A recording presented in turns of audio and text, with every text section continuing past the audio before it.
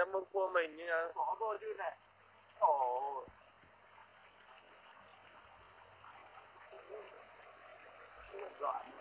Bà mùi rồi. Điện là đầu tiên đi chân lên cái nhà cái. Wow.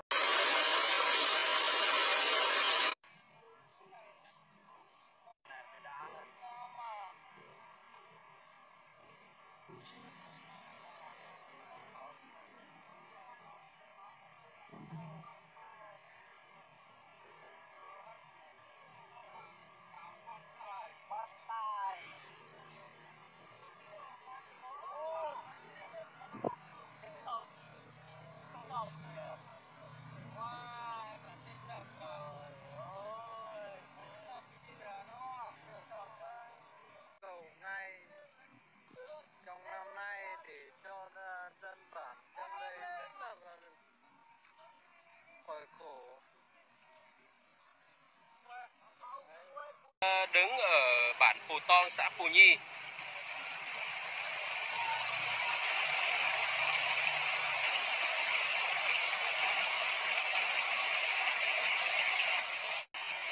Ôi, đừng có chạy theo.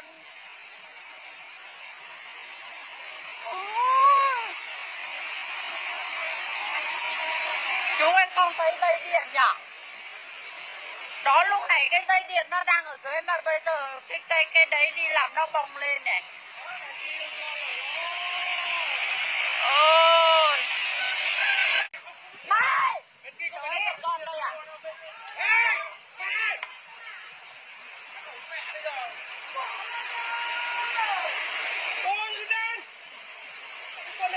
Hiện nay tôi đang có mặt tại bản Lốc Há của xã Nhi Sơn.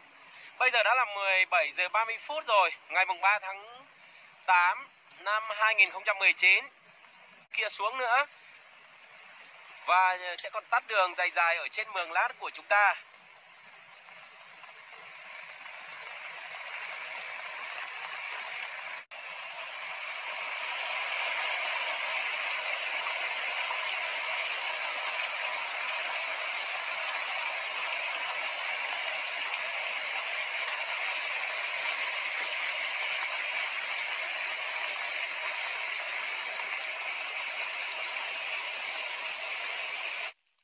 Điểm bản Lốc Há.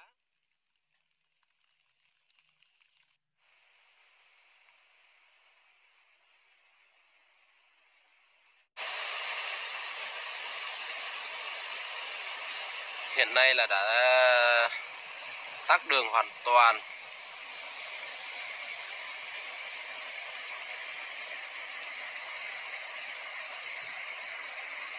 Đang mượn xanh mơn mởn. Phía bên này là đất đá.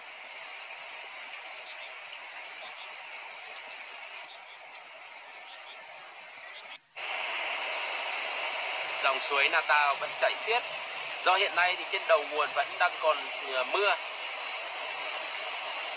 nên nhà có một đống sạt lở từ trên đồi xuống và lưu lượng nước quá lớn tràn qua nhà sàn ở tầng dưới và ngấm vào dưới chân nền nhà, gây sạt lở ở phía ngay dưới nền nhà sâu khoảng 2 mét.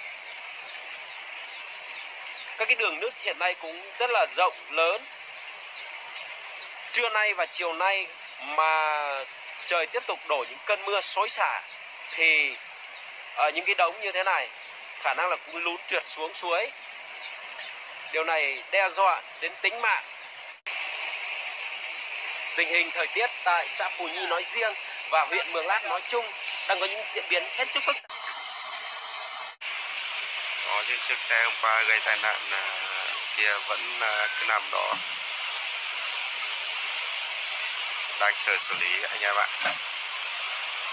Còn nước suối lúc sáng tôi đi qua đây thì nó không có to như thế này đâu, mà đến giờ nó mưa từ sáng đến giờ luôn. Hiện tại là khoảng 3 giờ chiều.